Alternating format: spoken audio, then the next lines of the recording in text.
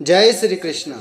नमस्कार दोस्तों, स्वागत है आप सभी का कृष्ण गोपाल यूट्यूब चैनल पर। दोस्तों, आज मैं आपको वैशाख मास महात्म के 7वें अध्याय की कथा सुना रहा हूँ।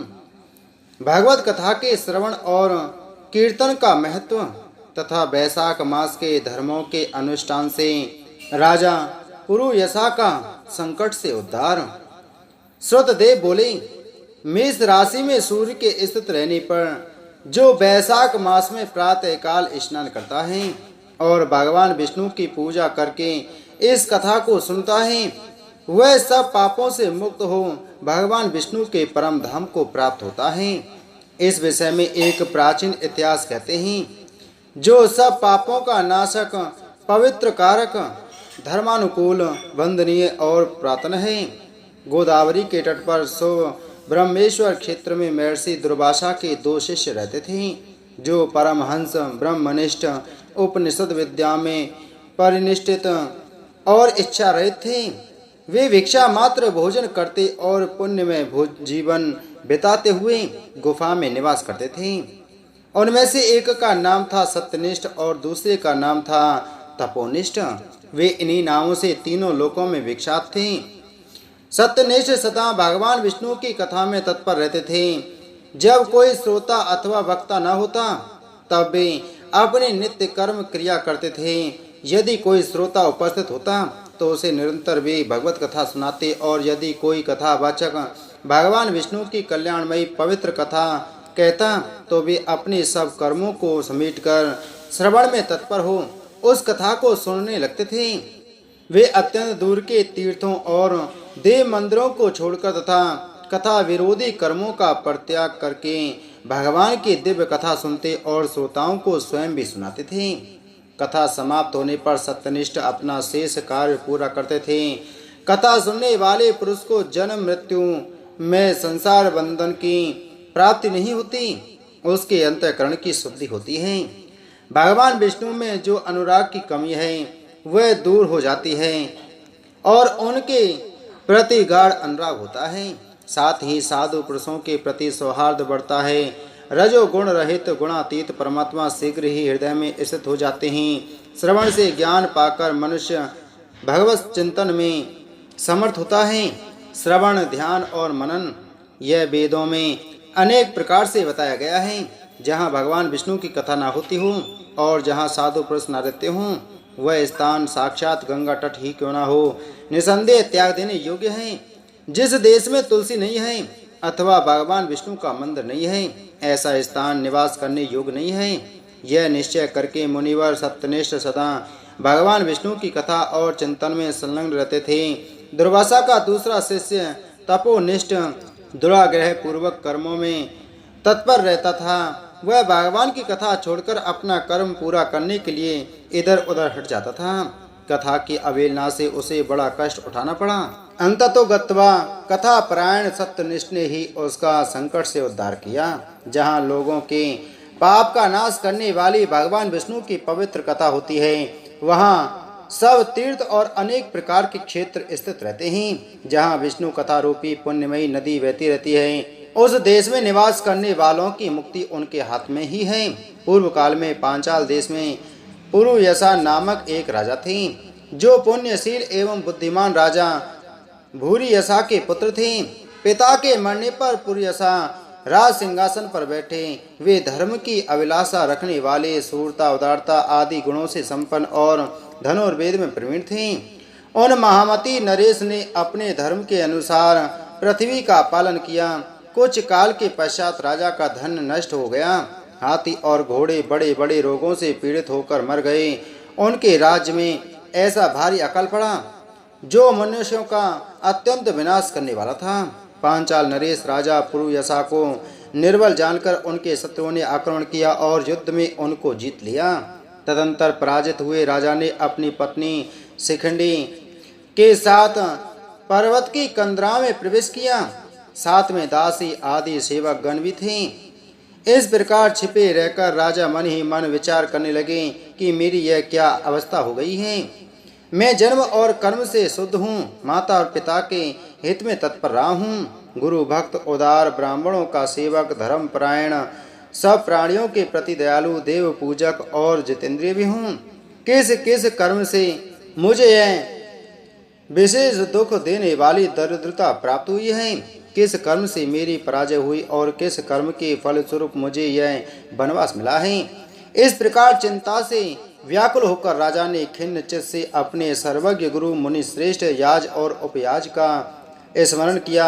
राजा के आवाहन करने पर दोनों बुद्धिमान मुनीश्वर वहां आए।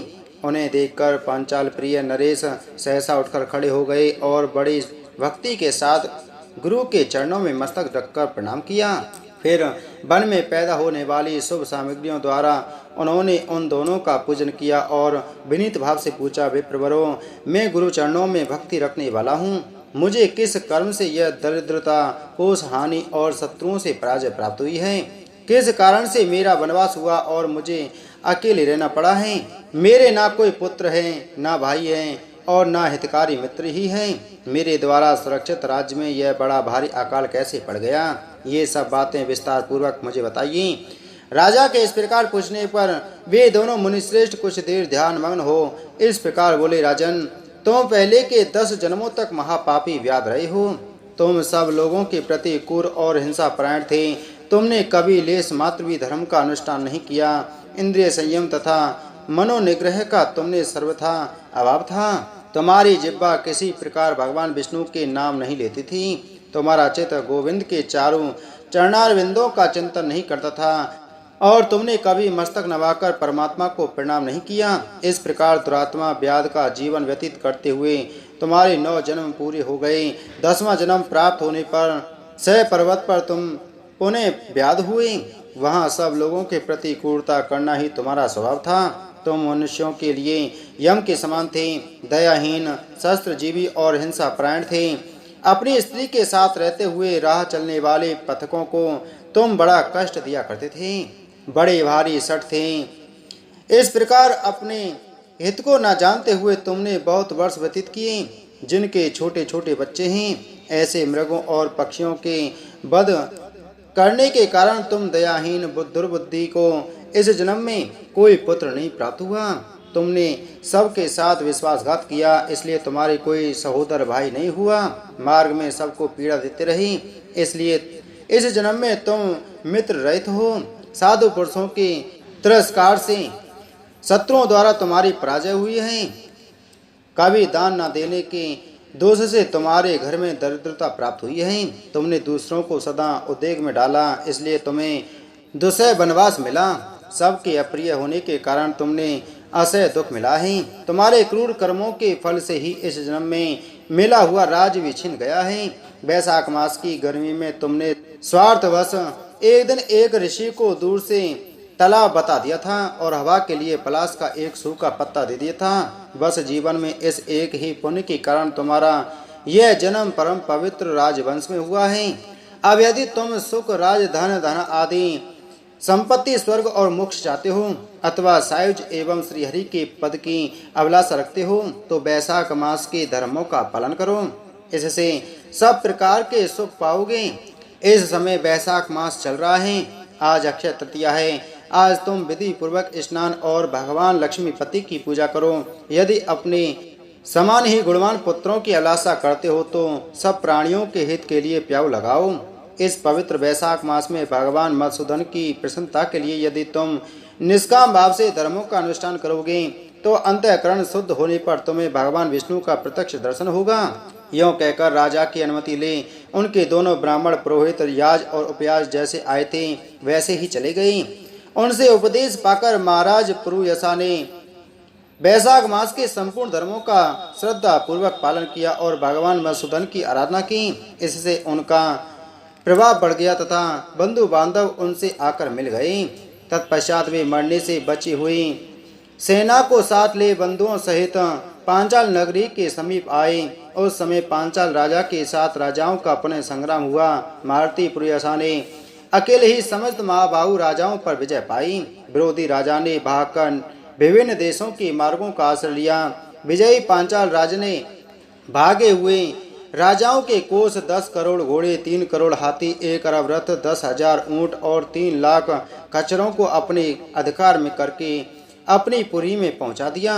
वैशाख धर्म के मातम से सब राजा भग्र मनोरथ हो पूर्व यशा को कर देने वाले हो गए और पांचाल देश में अनुपम सुकाल आ गया।